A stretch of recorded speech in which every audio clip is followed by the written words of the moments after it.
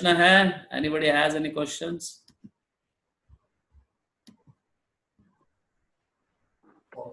हरे कृष्णा प्रभु जी। हरे कृष्णा अपेक्षा माता जी। प्रभु जी आपने बोला था आप अपने बारे में भी थोड़ा हमें ज्ञान देंगे। प्रभु जी आपने कहा था आप देंगे क्लास के बाद। अभी सभी भक्तों के पास है क्या अभी 15-20 मिनट? हाँ 15-20 मिनट आपका नहीं कंप्लीट हो पाएगा। क्या कह रहे राजेश प्रभु? 15-20 मिनट का आपका पूरा जो है पता नहीं पूरा होगा आपके लिए। अच्छा दूसरा 20 मिनट 1 घंटा आप चाहते हो? 1 घंटा एक दिन चाहिए चाहते हैं कि मैं एक दिन पूरा चाहिए। एक घंटा पूरा चाहिए प्रभु। हाँ सही है 15-20 मिनट में पूरा नहीं होता प्रभु। कुछ नहीं होता पूरा। सही है। मैं कोशिश करूंगा जस्ट टू वाइंड अप एकदम शॉर्ट में। कई दिनों से कई भक्तों की इच्छा रही है। शॉर्ट में सिर्फ आपका रखिए। जितेंद्र आप चाहते हो? खेल में सुनेंगे। यमुना के लिए ज्योति मैनन, पूरी क्लास एक दिन रखो प्रभु जी। सबने बोला है हाँ नहीं करेगा प्रभु। एक दिन रखो, अभी नहीं चलेगा क्योंकि मेरे को बहुत सारा स्टडीज है। और क्योंकि मुझे ये सारा समय जो है मेरे को गौर भक्त वृंद के वर्णनों में ये करना है। अभी 20 मिनट में एकदम थोड़े छोटे में इसमें उसके लिए स्पेशल क्लास रखने की जरूरत नहीं है। एक काम करते हैं प्रभु जी हरि बोल माता जी का क्लास रखते हैं, वो आपके बारे में कथा कहेंगे। हाँ सही है सही है कि नहीं? If everybody agrees. हाँ सही है एग्री वो सबसे अच्छी कथा कह सकते हैं। हाँ सही है। तो शायद थोड़ा बहुत छोड़ देंगे, वो अपने आप को अपना बोल नहीं पाएंगे इतना बहुत। हाँ वो अच्छी बात नहीं बोल पाएंगा, इतना बहुत नहीं बोल पाएंगे। So I will tell you in short.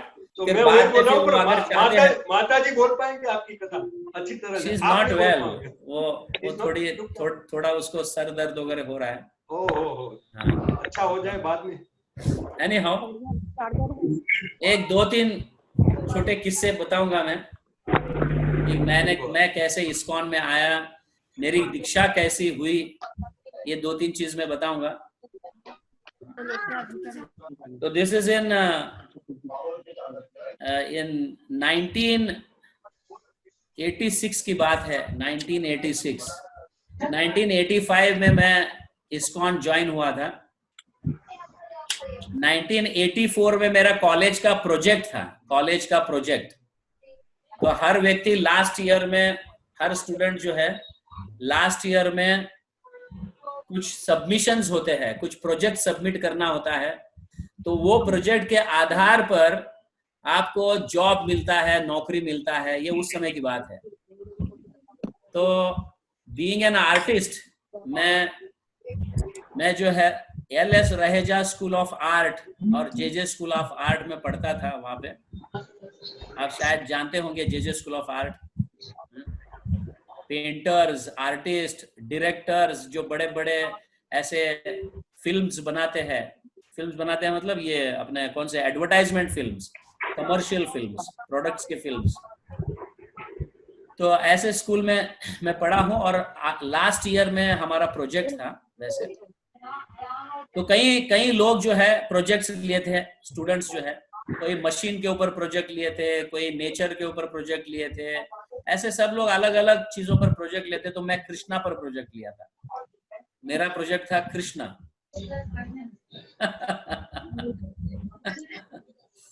क्योंकि स्वाभाविक रीति से मेरे पिता के कारण, मेरे घर के वातावरण के कारण मैं भी कृष्ण से जुड़ा हूँ बचपन से। तो उस समय मैं प्रोजेक्ट लिया था कृष्ण पर।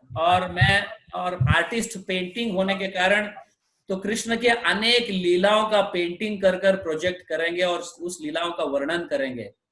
ऐसा सोचकर मैं कहीं दुकान में मतलब आप अगर VT स्टेशन जाओगे, अभी छत्रपति शिवाजी टर्मिनस कहा जाता है, उस समय हमारे समय विक्टोरिया टर्मिनस कहा जाता था VT स्टेशन।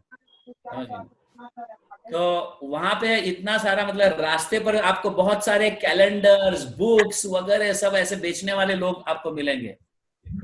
तो मैं कई समय से मतलब हमारा ये अनाउंस हुआ था कुछ 6-7 महीने पहले प्रोजेक्ट सबमिट करना है, तो उस समय 6-7 महीने पहले से हम चालू किए थे इसको। तो मैं देख रहा था जब भी मैं कोई कैलेंडर, कोई पेंटिंग देखता हूँ, प्रभु जी सबका माइक ऑफ करिए ना प्लीज, प्रभु जी माइक ऑफ करिए ना। Yes yes yes, okay, sorry, thank you. Okay. तो ऐसे पेंटिंग्स के लिए पेंटिंग्स ढूंढने निकलता था मैं भी। तो जब भी देखो तो एक ही टाइप के पेंटिंग्स मिलते थे, कैलेंडर कहो या कोई भी पिक्चर कहो। राधा के बाजू में कृष्ण बैठे हैं और राधा के दूसरे बाजू में मटका है, पानी का मटका, और यमुना नदी, पीछे कुछ पेड़ और 1-2-3 मोर, ऐसे ही पेंटिंग्स मिलते थे। कुछ ऐसे मतलब ऐसे अनेक प्रकार के लीलाओं का कुछ मिलता था। तो गोवर्धन, कृष्ण गोवर्धन उठाए हुए ऐसे कुछ पेंटिंग्स मिलते थे। 1-2-4 गिने चुने हुए पेंटिंग जो फेमस ऐसे लीला है उन्हीं के पेंटिंग्स मिलते थे। तो एक दुकान में मैं गया और वो कई मतलब ऐसे बुक्स देखने लगा, कुछ कृष्ण के ऊपर, कृष्ण लीलाओं के ऊपर बुक्स है क्या, तो देखने लगा। तो मेरे बाजू में भी एक व्यक्ति खड़ा था, वो भी किसी लिए आया होगा कुछ ढूंढने के लिए। तो वो भी देख रहा था कि मैं बहुत लंबे समय से कुछ ढूंढ रहा हूं इस दुकान में, पेंटिंग्स ढूंढ रहा हूं। तो उन्होंने कहा कि आपको क्या चाहिए क्या? बोला कि मेरा ऐसा ऐसा कॉलेज का प्रोजेक्ट है, हाँ मैं पेंटिंग्स, कृष्ण के लीलाओं पर बहुत सारे पेंटिंग्स करना चाहता हूँ और उन लीलाओं का वर्णन, मेरा एक प्रोजेक्ट है ऐसा, कृष्ण लीला प्रोजेक्ट बोल के ऐसा है। तो उन्होंने फिर मेरे को, वो व्यक्ति ने गाइड किया, आप हरे कृष्ण मंदिर क्यों नहीं जाते? हरे कृष्ण मंदिर, आप हरे कृष्ण मंदिर जाओ, आपको बहुत सारे पेंटिंग्स मिलेंगे। मुझे बाद में उस व्यक्ति को तो मैं मिला नहीं, लेकिन मुझे लगता है कि वो व्यक्ति भक्त था, कृष्ण इस्कॉन का भक्त था। उसने मेरे को गाइड किया था कि आप इस्कॉन मंदिर जाओ, हरे कृष्ण मंदिर जाओ। तो मुझे तो पहली बार मैंने सुना था हरे कृष्ण मंदिर क्या है, इस्कॉन क्या है, मुझे तो पता नहीं। हालांकि प्रभुपाद की भगवत गीता मेरे घर में, मतलब मैं अंकल के घर में रहता था बचपन से, मेरे मम्मी के मतलब मेरे माँ के भाई जो है उन्हीं के घर में मैं बड़ा हुआ हूँ। तो पहले से भगवत गीता पढ़ते थे मेरे अंकल, प्रभुपाद के भगवत। इस गीता को तो मैंने देखा था, लेकिन वो इस्कॉन की गीता है या हरे कृष्ण वालों की गीता है ये मुझे पता नहीं था। तो जब उन्होंने मतलब दिखाई कि आप इस्कॉन में जाके मिलो, इस्कॉन में आपको बहुत सारे पेंटिंग्स मिलेंगे। तो फिर उनसे एड्रेस लिया, उनका मतलब उन्होंने कौन से स्टेशन पर उतरना है, कौन सा बस पकड़ना है, ये पूरा डिटेल्स वो व्यक्ति बता दिए हैं। तो उस पर से मुझे ऐसा लगता था कि वो व्यक्ति रोज हर संडे विजिट करता होगा। तो उसने मेरे को लिख कर दिया, तो उसी के हिसाब से उसने दिया हुआ नक्शा जो है उसके हिसाब से मैं उस संडे मैं पहुंच गया। संडे था क्योंकि संडे ही हमको छुट्टी मिलती थी। संडे पहुंच गया। संडे बहुत भीड़ को देखा मैंने, और वो स्टॉल को और वो पिक्चर्स, पेंटिंग्स को देखकर मेरे आंखें एकदम ये हो गए, कंफ्यूज हो गया। अरे बाप रे बाप, इतने सारे भगवान के पेंटिंग्स, कभी देखा नहीं मैं ऐसे पेंटिंग, ऐसे पेंटिंग्स कभी देखा नहीं, मेरे जीवन में कभी देखा नहीं ऐसे पेंटिंग्स। इस्कॉन पहली बार जब गया स्टॉल में, बुक स्टॉल में गया और ये पेंटिंग्स देखा, तो ये भी पेंटिंग दे दो, वो भी पेंटिंग दे दो, ये भी पेंटिंग दे दो, ऐसे बहुत सारे पेंटिंग्स इकट्ठा किए मैंने, बहुत सारे पेंटिंग्स इकट्ठा किए, क्योंकि मेरा प्रोजेक्ट था और काफी समय बीत गया था ढूंढने में ही। तो तुरंत ही ये मेरा एक ये हब जैसा बन गया, अड्डा जैसा बन गया। पेंटिंग चाहिए तो इस्कॉन मंदिर जाओ ऐसा मेरा एक मतलब एक मन में ऐसा एक ये हो गया कि आपको कृष्ण के ऊपर अगर पेंटिंग चाहिए तो इस्कॉन जाओ। तो जब प्रोजेक्ट तो इसको लेके गया और फिर ये प्रोजेक्ट का मेरा स्टार्ट हुआ। तो जब कोई लीला आ गई, अरे इसके ऊपर हम पेंटिंग करेंगे, तो वापस मैं इस्कॉन पहुंच गया। तो ऐसी लीलाओं पर कुछ पेंटिंग्स है क्या ढूंढने लगा।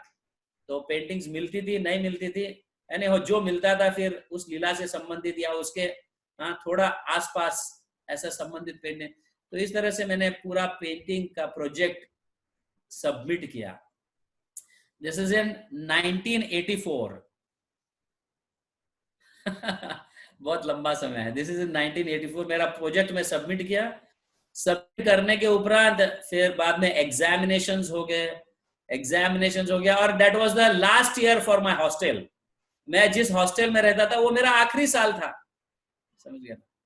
तो हमारे हॉस्टल के रेक्टर ने ये कहा कि अब तुम्हारा हो गया, एग्जाम्स हो गए, एग्जाम्स के रिजल्ट्स भी हो गए, अब तुम छोटी मोटी नौकरी भी चालू किए है, अब हॉस्टल छोड़ दो और अभी दूसरे स्टूडेंट्स आएंगे. तो इस तरह से तो जब हॉस्टल छोड़ना था तो सारे मेरे जो किताब है, मेरा जो सब व्हाटएवर लगेज, उसको एक बड़े ट्रंक में डालने लगा. तो मेरे को एक किताब मिला वहां से.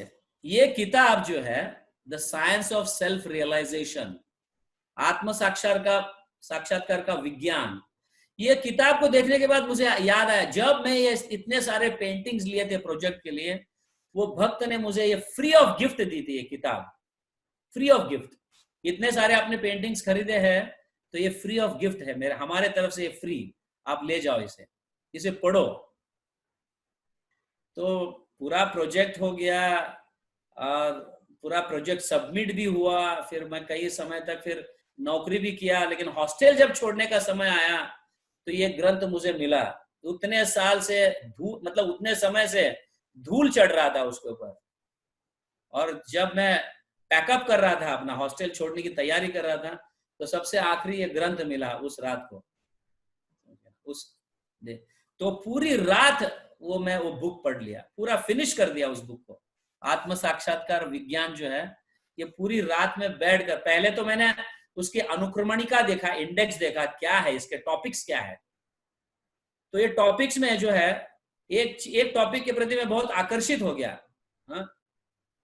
Jesus was also a devotee of Krishna. Christ means Krishna, Christ means Krishna. इस टॉपिक को देखकर आकर्षित हुआ. फिर वो टॉपिक पूरा पढ़ा. फिर वो पढ़ने के बाद मैं पूरा बुक पढ़ने के लिए प्रेरित हो गया. पहले तो सिर्फ वो टॉपिक ही पढ़ रहा था, इंडेक्स निकालकर, पेज नंबर निकालकर. वो पढ़ने के बाद पूरा बुक पढ़ने के लिए मुझे प्रेरित. तो एक रात में पूरा बुक कंप्लीट किया, सुबह 8 बजे तक बैठकर. पूरी रात में सोया नहीं, वो पूरा बुक कंप्लीट किया. और the next Sunday, immediately next Sunday I went to ISKCON temple और फिर वहां पे लेक्चर अटेंड किया. भक्तों के कई प्रकार के हर संडे लेक्चर चलता है.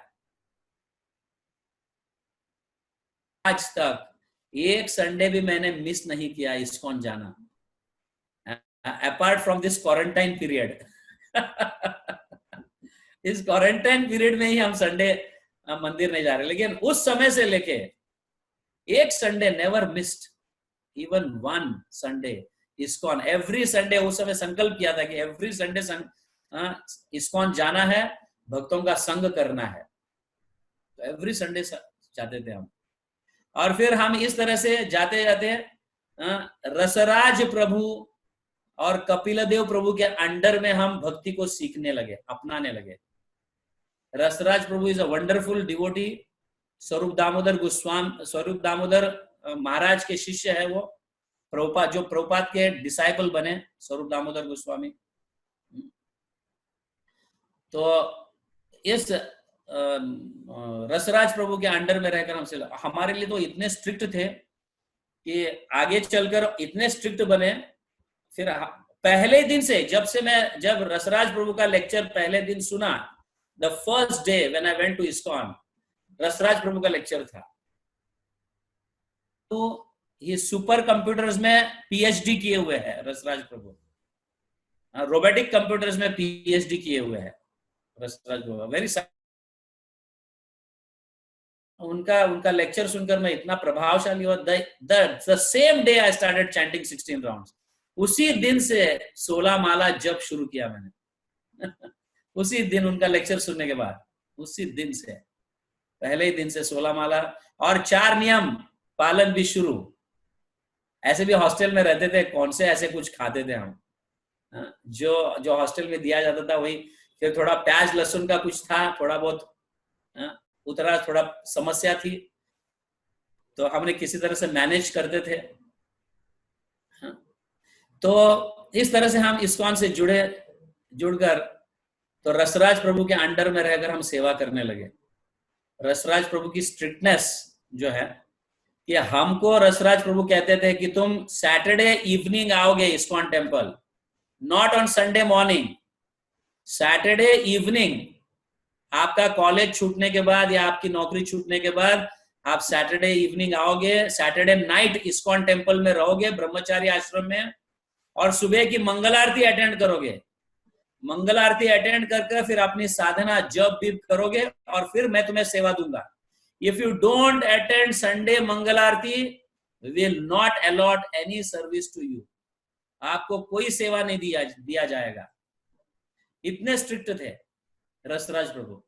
और संडे नाइट भी स्टे करने का और मंडे मंगल आरती अटेंड करके फिर जाने का आपके निजी स्थान, आप जहां पे भी हॉस्टल में रहते, हॉस्टल में या कहीं रूम लेकर रहते हो वहां पे रूम में या व्हाटएवर अपने अपना। तो इस तरह से हम सैटरडे नाइट को रहते थे इस्कॉन में, और इवन संडे नाइट भी रहकर मंडे मंगल आरती अटेंड करके जाते थे। तो कभी कभी अगर हम सैटरडे मिस करते थे और सुबह का संडे का मंगल आरती मिस करते थे, तो रसराज प्रभु हमें एक भी सेवा नहीं देते थे, एक भी सेवा नहीं। There is no service for you. तो हम मंदिर में भटकते थे। तो वातावरण ऐसा मंदिर का था कि कोई भटक रहा है मतलब इसने कुछ ऑफेंड किया, कुछ अपराध किया, इसको कुछ सेवा मिली नहीं है, ये यहां वहां भटक रहा है। जो सेवा में नियुक्त थे मतलब they are very good devotees. तो हमको लज्जा आती थी, कभी मंगल आरती अटेंड नहीं किया और हम मतलब सेवा नहीं मिली, तो हम इस्कॉन में यहाँ पे वहां पे भटकते रहने का। तो कुछ भक्त लोग कहते थे, क्या हुआ प्रभु, रसराज प्रभु ने तुम्हें कुछ पनिशमेंट दिया लगता है, कुछ सेवा नहीं दी है तुमको, इसलिए तुम भटक रहे हो, सेवा में संलग्न नहीं हो, सेवा नहीं कर रहे हो कोई भी। हाँ प्रभु क्या करे ऐसा। तो इतने स्ट्रिक्ट थे रसराज प्रभु, सेवा में हमें इतना बिजी रखते थे कि हम जब जन्माष्टमी आता था तो हमको टारगेट्स दिए जाते थे, बुक डिस्ट्रीब्यूशन के लिए टारगेट्स। 500 किताबों का जब तक आप वितरण नहीं करोगे तब तक इस्कॉन टेम्पल में पैर नहीं रखना है, स्पेशली ऑन जन्माष्टमी डेज। तो कभी छोटे किताब, कभी बड़े ग्रंथ, कृष्णा बुक, भगवत गीता, इस तरह से हम 500 कम से कम 500 बुक डिस्ट्रीब्यूशन करके फिर तभी इस्कॉन में आते थे। ऐसा इतना सारे के सारे, हमारा एक पूरा टीम था, आर्टिस्टों का टीम था मेरा। फिर परमात्मा दास बोल के भी एक डिवोटी है, वो भी दीक्षा लिए हुए है। और आत्मनिवेदन प्रभु, कृष्ण कन्हैया प्रभु, फिर मधु, माधव नाम के प्रभु, ऐसे 5-6 हम सारे आर्टिस्ट थे। हम एक ही स्कूल के, एक ही कॉलेज के स्टूडेंट्स थे, कुछ थोड़े सीनियर्स थे और कुछ हम जूनियर थे। तो इस तरह से हम, तो एक बार जो है ना, फिर दीक्षा का समय आ गया, तो मेरे सीनियर थे आत्मनिवेदन प्रभु, वही कॉलेज के। लेकिन हम कॉलेज में हम इतने बिजी रहते थे कि सीनियर विनियर कुछ हम देखते नहीं थे, हम अपने मस्त में रहते थे। अपने कॉलेज, अपने क्लास फ्रेंड्स के साथ मस्ती करना, ये करना। तो सीनियर्स विनियर रहता, तो वहां जाने के बाद, अरे तुम वही कॉलेज, मैंने तुम्हें देखा है कभी। तो इस तरह से, तो फिर बाद में आत्मनिवेदन प्रभु मेरे को गाइड किए। तो फिर उनके कारण एक बार मैं पहली बार, दिस इज इन 19 मेरे ख्याल से 86 में पहली बार मैं वृंदावन गया, पहली बार वृंदावन गया। और आत्मनिवेदन प्रभु हमें बुलाए थे क्योंकि उनका स्पेशल सेवा था। फिर हम ट्रेन टिकट वगैरह सब करके, आई अलोन वाज देयर, मैं अकेला ट्रैवल कर रहा था। फिर मैं वृंदावन पहुंच गया, बरसाना में, वहां पे जो है गोवर्धन परिक्रमा के, ब्रजमंडल परिक्रमा चलती रहती है और बरसाना में गोवर्धन पूजा का समय होता है। तो उस समय हम पहुंच गए। तो मैं देख रहा था कि एक सन्यासी कीर्तन कर रहे थे, एक सन्यासी, और 7 घंटा तक, मतलब कम से कम 5-6 घंटा तक तो उन्होंने कीर्तन किया। और सारे देश विदेश के भक्त उन कीर्तन पर नाचने लगे। और आप जानते हैं कि बरसाने की मिट्टी कितनी सॉफ्ट होती है, जब नाचते हैं तो मिट्टी उड़ने लगती है, ऐसे उड़ने लगती है। इस कीर्तन और इतने मधुर स्वर को देखकर मैं आकर्षित हुआ। फिर देखा तो यहाँ ये लोकनाथ महाराज है। तो मतलब आत्मनिवेदन प्रभु इंट्रोड्यूस करके दिए, ये लोकनाथ महाराज गा रहे हैं। तो ये उनके कीर्तन से मैं बहुत प्रभावशाली हुआ। तो फिर हमने भी डिसाइड किया था कि दीक्षा लेना है तो इन्हीं से लेंगे। इस्कॉन में बहुत सारे गुरुज हैं, बट इन्हीं से दीक्षा लेंगे, ऐसा हमारा भी एक संकल्प था उस समय कि इतना मधुर कीर्तन, क्योंकि हम मतलब हम वारकरी संप्रदाय जानते थे। जो आषाढ़ी एकादशी के दिन पंढरपुर में कई लोग भजन कीर्तन मंडली को लेकर बहुत भीड़ इकट्ठा होता है आषाढ़ी एकादशी के दिन पंढरपुर में। तो हम इसको जानते थे, इसीलिए स्वाभाविक रीति से हम भी कीर्तन के प्रति आकर्षित थे। तो जब लोकनाथ महाराज का कीर्तन हमने सुना तो और भी ज्यादा आकर्षण हुआ इस्कॉन के प्रति, एंड स्पेशली इस सन्यासी के प्रति। तो लोकनाथ स्वामी हमारे दीक्षा गुरु होंगे, ऐसा हमारा भी संकल्प था। तो फिर उस समय फिर हमारे सीनियर जो अथॉरिटी है रसराज प्रभु और कपिल देव प्रभु, तो रसराज प्रभु से हम डायरेक्ट बात नहीं करते थे, क्योंकि वो हमें बात करने थोड़ा डर लगता था कि ही वाज वेरी स्ट्रिक्ट। रसराज प्रभु पिता के जैसे और कपिल प्रभु माता के जैसे, वो उतना ही स्नेह करते थे कपिल प्रभु हमारे, एकदम मधुर उनकी वाणी थी, ये थी। तो हम ज्यादातर डील कपिल देव प्रभु से करते थे। रसराज प्रभु बहुत स्ट्रिक्ट थे, सिर्फ ऑर्डर फॉलो करते थे हम, लेकिन ज्यादा क्लोज नहीं थे। लेकिन कपिल प्रभु से हम बहुत क्लोज थे। तो कपिल प्रभु को एक बार मैंने कहा कि मुझे लोकनाथ महाराज से दीक्षा लेना है। मैंने ऐसे संकल्प किया कि मेरे गुरु यही होंगे ऐसा। तो फिर उन्होंने फिर 1-2 साल तक हमारी साधना देखी, सेवा देखी। फिर उन्होंने बोला कि 2 साल रुको, तुम साधना सेवा करो एकदम, फिर मैं तुमको रिकमेंडेशन दे दूंगा, मैं बोल दूंगा कि लोकनाथ महाराज को आपको दीक्षा देने के लिए। तो 2 साल बीत गए। 2 साल बीत जाने के बाद फिर मैं प्रभु मुझे दीक्षा लेनी है। तो अभी उस समय हम गुरु महाराज के लिए, मतलब लोकनाथ महाराज के लिए मैं शोलापुर में प्रोग्राम्स अरेंज करता था उस समय। तो हर साल लोकनाथ महाराज शोलापुर में विजिट देते थे, मेरे गांव आते थे। और बड़ा प्रोग्राम, 2 दिन का प्रोग्राम होता था, और प्रोग्राम होकर फिर हम उनकी कृपा प्राप्त करते थे। तो उस समय भी महाराज ने कहा कि अगर कपिल प्रभु अगर कुछ कहेंगे तो मैं तुम्हें दीक्षा दे सकता हूं। तो उस समय प्रोग्राम अरेंज कर रहे थे, प्रोग्राम का समय मतलब प्रोग्राम महाराज आने वाले थे। तो महाराज आने के बाद शोलापुर में प्रोग्राम अरेंज कर पंढरपुर में मेरा दीक्षा होने वाला था। शोलापुर से पंढरपुर 1 ही घंटे का रास्ता है। पंढरपुर धाम है, भगवान श्री कृष्ण विठल नाम से जाने जाते हैं वहां पे। कई भक्तों ने विजिट किया है पंढरपुर, नए भक्त शायद नहीं। तो नया भक्त जो पंढरपुर जो है, विठोबा का मंदिर है वहां पे, विठोबा विठल, और विठल भगवान श्री कृष्ण ही है। वो ईंट के ऊपर खड़े हैं इसलिए उनको विठल कहा गया है, समझ गया ना, कई लोग जानते होंगे। तो पंढरपुर में मेरी दीक्षा होने वाली थी।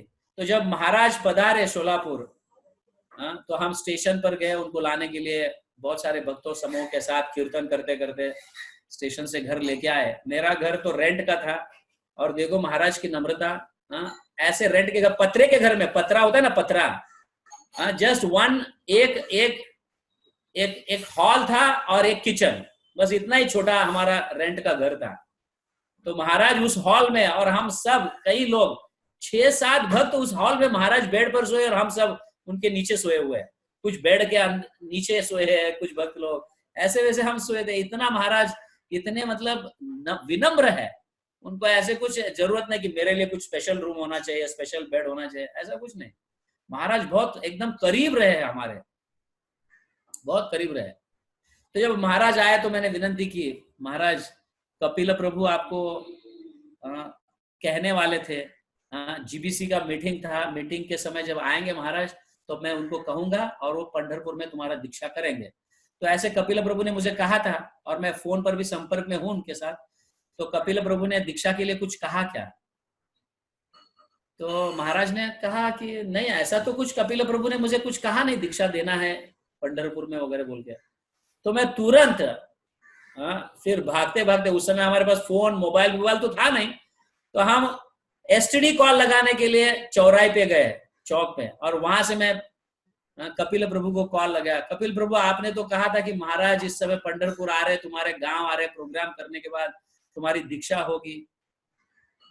तो मैंने कहा महाराज तो ऐसे कह रहे कि वो नहीं कह, नहीं, मैंने तो महाराज को बोल दिया आपका दीक्षा हो जाएगा बोल के। आपका दीक्षा करने के लिए मैंने महाराज को वैसे तो वर्बल कहा है, जब महाराज यहाँ पे आए थे, जीबीसी मीटिंग के लिए आए थे, उस समय मैंने कहा है।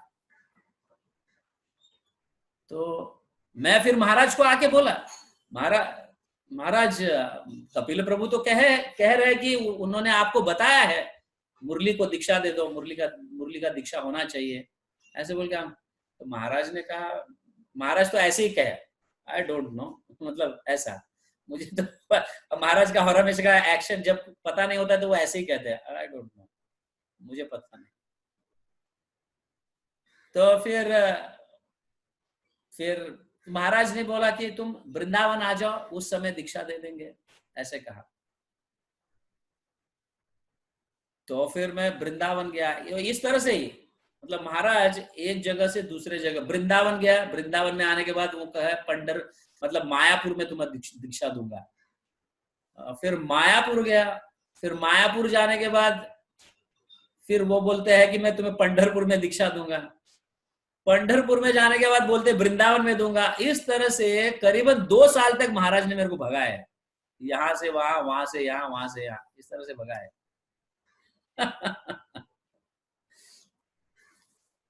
तो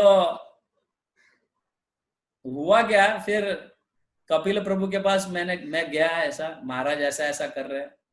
हाँ, तो उस समय आत्मनिवेदन, जो मेरे सीनियर गॉड ब्रदर है, उस समय आत्मनिवेदन का दीक्षा हुआ था। तो मेरे मतलब हम एक ही कॉलेज के स्टूडेंट थे, आत्मनिवेदन प्रभु।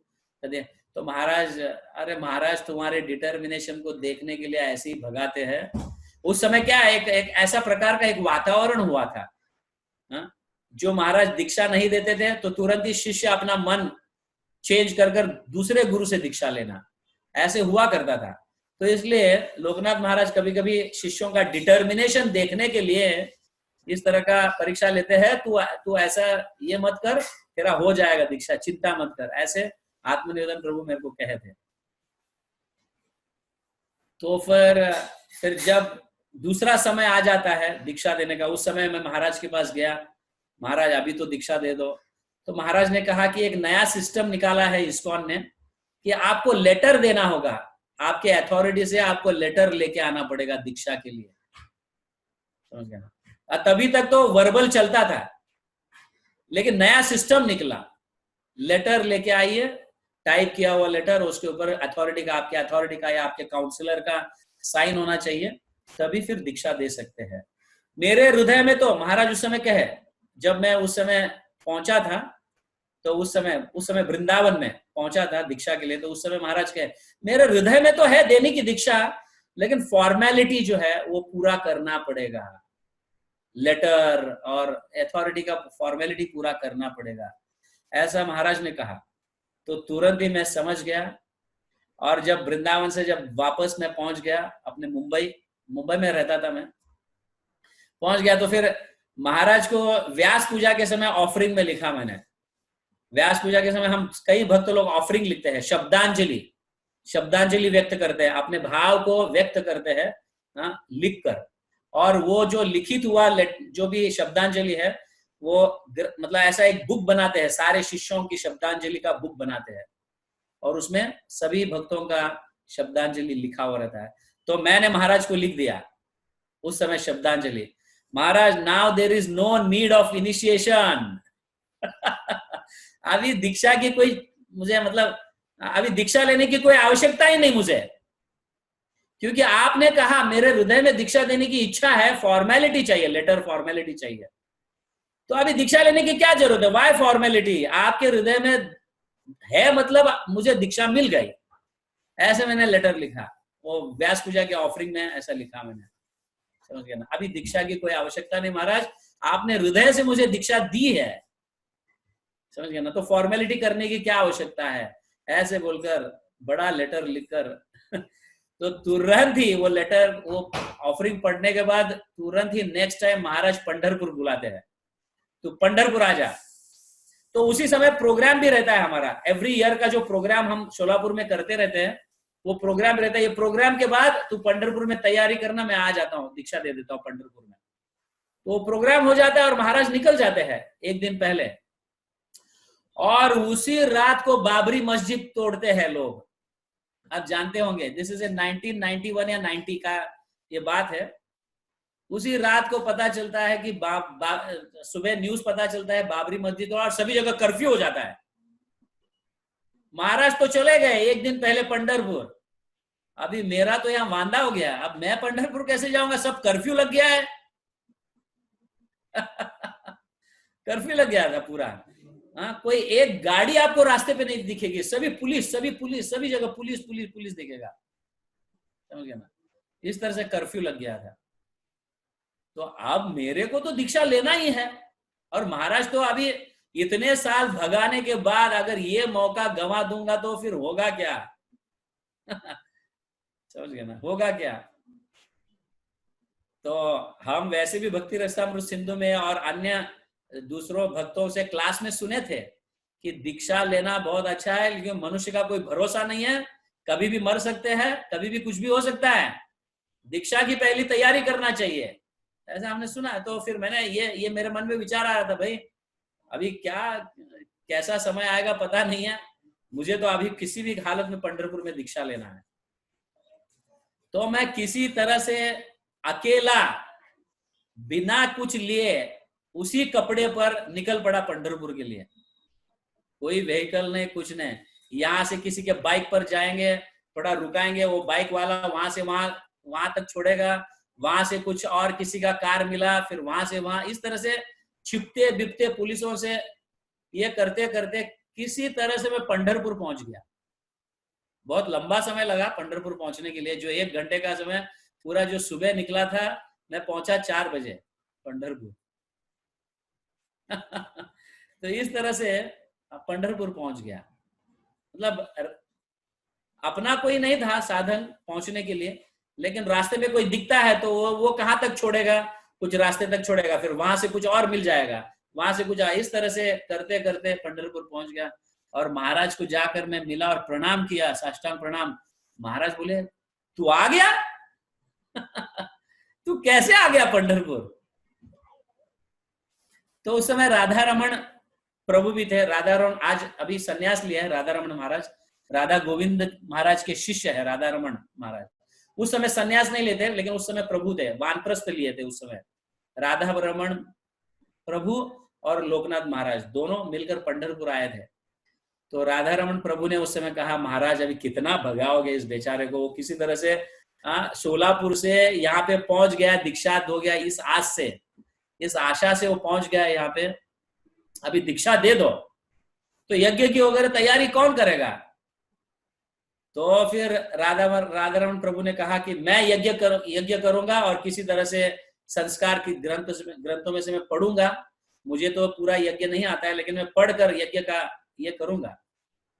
तो राधा रमन प्रभु ने, मतलब आज राधा रमन महाराज, उन्होंने मेरे लिए यज्ञ की कुंड बनाई। उन्होंने अपने हाथ से गोबर से लेप कर यज्ञ की कुंड बनाई और पूरे यज्ञ को सजाया, ये किया। दूसरे दिन सुबह प्रातः काल उठते ही मेरी दीक्षा, समझ गया ना, मेरी दीक्षा होने वाली थी। और दीक्षा के समय जानते हो बाल निकालने पड़ते हैं, नया धोती होता है, अंडर गारमेंट्स भी नए होते हैं, कंठी माला नया होता है, माला भी जो है, माला जिस माला पर जप कर कर महाराज देते हैं दीक्षा के समय, वो भी नया होता है, बीड बैग नया होता है, नया शर्ट होता है, ये सब नया होता है। लेकिन मैं तो आया पुराने फटे हुए से आया था और किसी तरह से पंढरपुर पहुंच गया बिना कुछ लिए, समझ गया ना। और दूसरे दिन स्नान करके वही कपड़े पहना था जो रात में कपड़े पहनकर आया था। पहले दिन वही कपड़े पहनकर, पानी में थोड़ा ऐसा वैसा कर कर वही कपड़े पहना था। तो दीक्षा है और महाराज ने बोला, ये कपड़े ऐसे? अरे तुम्हें दीक्षा का कुछ पता है क्या? दीक्षा के समय नए कपड़े पहनने होते हैं, नया माला है क्या, माला तो दे दो, जप करना पड़ेगा मुझे माला पर। तो मेरे पास माला भी नहीं था। और उस समय पंढरपुर ऐसा मंदिर नहीं था जो आप देख रहे हो, सिर्फ एक झोपड़ी थी उस समय, झोपड़ी। पूरा जगह तो बड़ा था लेकिन उस समय सिर्फ झोपड़ी थी, और झोपड़ी में सिर्फ 2 कमरे। एक कमरे के हॉल में जगन्नाथ बलदेव सुभद्रा मंदिर जैसा, और एक कमरे में महाराज रहते थे, समझ गया। और एक दूसरी जगह एक ऐसा एक छोटा सा कमरा टूटा फूटा जहां पे कुकिंग होता था, और 1-2 भक्त तो उसी कमरे में रहते थे। ऐसी अवस्था पंढरपुर की थी उस समय। तो महाराज ने बोला कि माला नहीं, कुछ नहीं। तो उस समय जो शोलापुर के प्रोग्राम के लिए कुछ भक्त आए थे, जैसे केशव प्रभु है, फिर और भी 2-3 सीनियर, मेरे से भी सीनियर भक्त आए थे। तो उनके पास सद्भाग्य से नई धोती थी, और एक ने मुझे धोती दी, फिर एक ने मुझे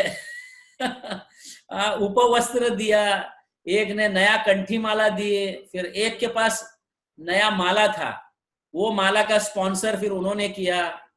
इस तरह से अनेक भक्त ने एक एक कुछ चीजें मेरे को दी, और मेरे गले में कंठी माला पहना है, नया धोती मैंने पहना, और किसी तरह से यज्ञ के सामने बैठ गया। तो महाराज आए, देखने लगे मुझे, सारी चीज एकदम देखकर हंसने लगे, तेरे पास तो कुछ नहीं था, कैसे ये सब व्यवस्था हो गई। तो फिर मैंने महाराज सभी भक्तों के पास देखकर, सभी भक्त भी खड़े थे, केशव प्रभु और अन्य सारे भक्त खड़े थे, उनके बाद देखकर महाराज इन सब की कृपा हो गई है, इसलिए मुझे ये सब चीजें मिली है। And I was the only devotee, मैं अकेला था उस समय दीक्षा लेते समय, I was the only devotee. मुझे पंढरपुर में मुझे दीक्षा दी महाराज ने, और मैं अकेला भक्त था। लेकिन हर हमेशा जब देखो भक्तों का समूह होता है दीक्षा लेने के लिए, कई भक्त बैठे हुए रहते लाइन में, तो तुरंत ही मैंने महाराज को जो माला, नई माला दी, और महाराज आसन पे बैठे बैठे जप करने लगे। तब तक भक्त लोग मेरे गले में कंठी माला डाली, फिर उपवस्त्र दिया, फिर प्लेट का सारे यज्ञ के सामग्री का प्लेट का अरेंजमेंट किए सब। और राधा रमन महाराज आए और बैठे, और अग्नि जलाई, और मंत्रों का उच्चारण हुआ।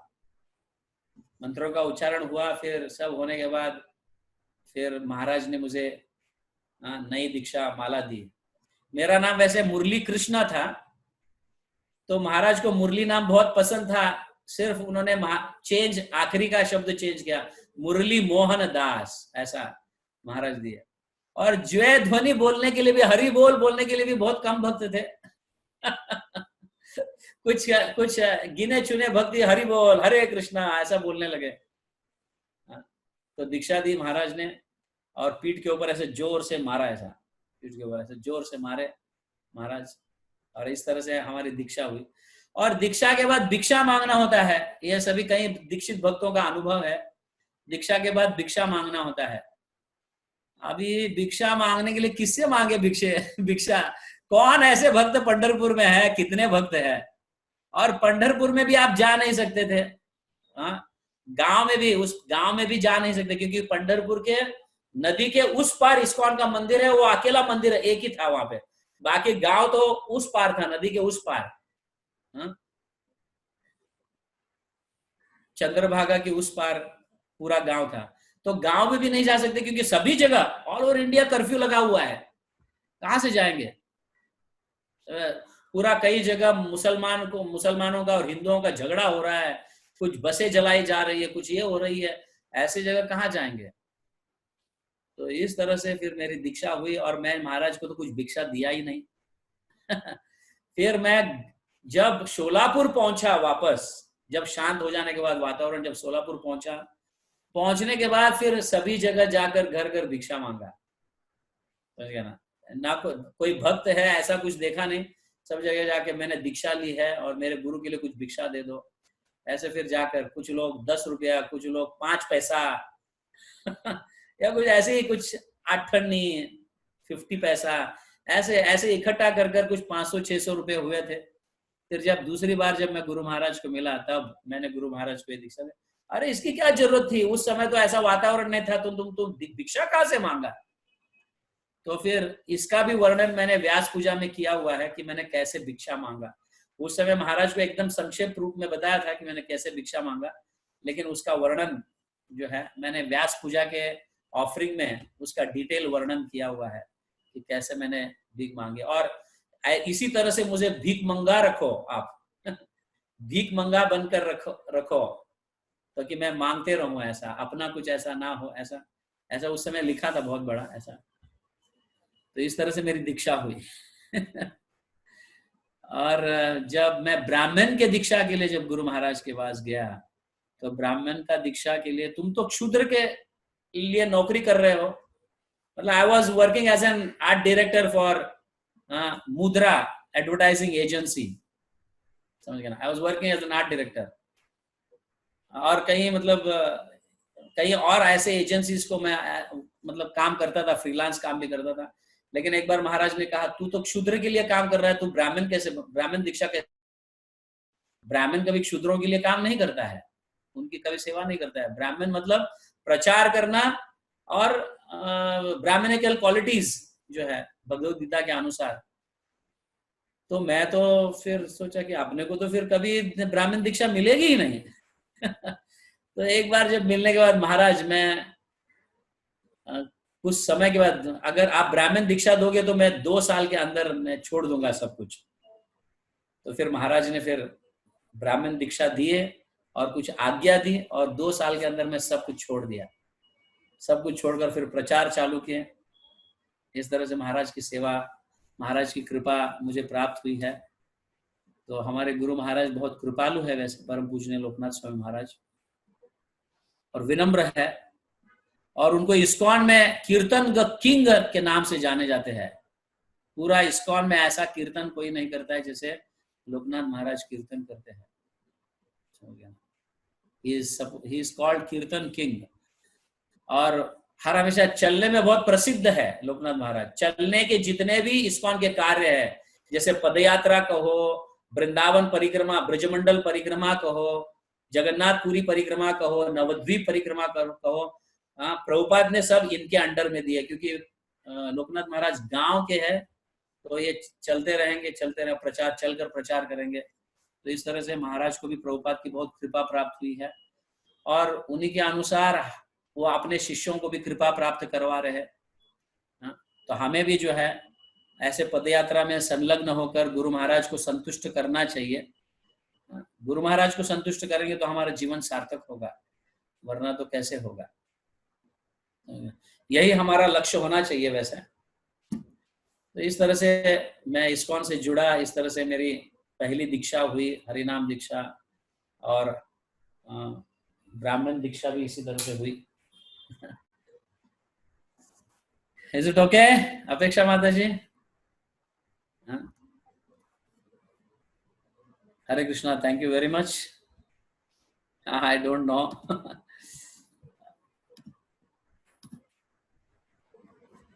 तो गुरु के प्रति हमारी दृढ़ निष्ठा, एक निष्ठा भक्ति होना चाहिए गुरु के प्रति। नहीं तो कई बार हम गुरु बदल देते हैं, समझ गए ना, वो ये दीक्षा नहीं दे रहे, वो नहीं दे रहे, तो हम बदल नहीं सकते हैं गुरु को। सर गुरु महाराज के बारे में भी सुनाइएगा प्रभु जी। हाँ, ये गौर भक्त वृंद में उनका भी आएगा, लेकिन पहले थोड़े सीनियर डिवोटीज जो मतलब रूप गोस्वामी, ये सब सीनियर डिवोटीज का है। तो सब प्रभुपाद के डिसाइपल्स, प्रभुपाद के भी गुणगान, प्रभुपाद के भी डिसाइपल्स है कई जो बहुत अच्छे डिसाइपल्स है। जैसे प्रभु जी भी सतस्वरूप गोस्वामी महाराज, सतस्वरूप महाराज हो गए हैं जो मेरे शिक्षा गुरु के गुरु थे, वो है तमल कृष्ण महाराज है, गौर गोविंद महाराज है, जय पताका महाराज है, गोपाल कृष्ण महाराज है, भक्ति विकास महाराज है। इनकी भी हम चर्चा करेंगे, इनके भी लीलाओं का लास्ट में। लेकिन सब इन सभी आचार्यों का वर्णन होने के बाद सभी का, और उसमें अपने गुरु महाराज का भी वर्णन करूंगा, स्पेशली मैं उनका वर्णन करूंगा। आप चिंता मत कीजिए। Hare Krishna, thank you very much. Thank you Prabhu ji. Hare Krishna. I hope आप एक चीज इससे भी कुछ शिक्षा ली होगी आप, ऐसा मैं ग्रहित करता हूँ। माता जी का तो जिक्र आया ही नहीं कहीं। हाँ, माता जी का तो जिक्र आया ही नहीं कहीं। सही बोले माता जी। माता जी मैं के वही बोलने कारण वाली तो थी। मैं इतना भक्ति इतना प्रचार कर रहा हूँ। अगर वो नहीं होती तो कौन इतना प्रसाद बनाता, कौन इतने लोगों को खिलाता और मेरा प्रचार बढ़ता कैसा। She is the backbone of my preaching. Madhav ji is the backbone of my preaching. वो नहीं होती तो शायद इतना प्रचार नहीं करता मैं भी। हरि बोल There Prabhu. was no doubt in it. She is ji the आप backbone. भूल गए। सभी ऐसे सभी माताओं को ऐसा बनना चाहिए और प्रचार करना चाहिए। Okay, Hare Krishna. Yes Baldev, anything? हाँ प्रभु जी, आप एक चीज भूल गए बोलना। हाँ, आप एक चीज बोलना भूल गए। क्या चीज भूला? आप वो आईडीसी कोर्स जब आप कर रहे थे, हाँ, आप थोड़ा आपके बारे में बता रहे थे। आप बोले थे महाराज आप, आपका आवाज सुनाई नहीं दे रहा है। महाराज आपको जब आप भेंट किए महाराज से, तब महाराज आपको मराठी में बोले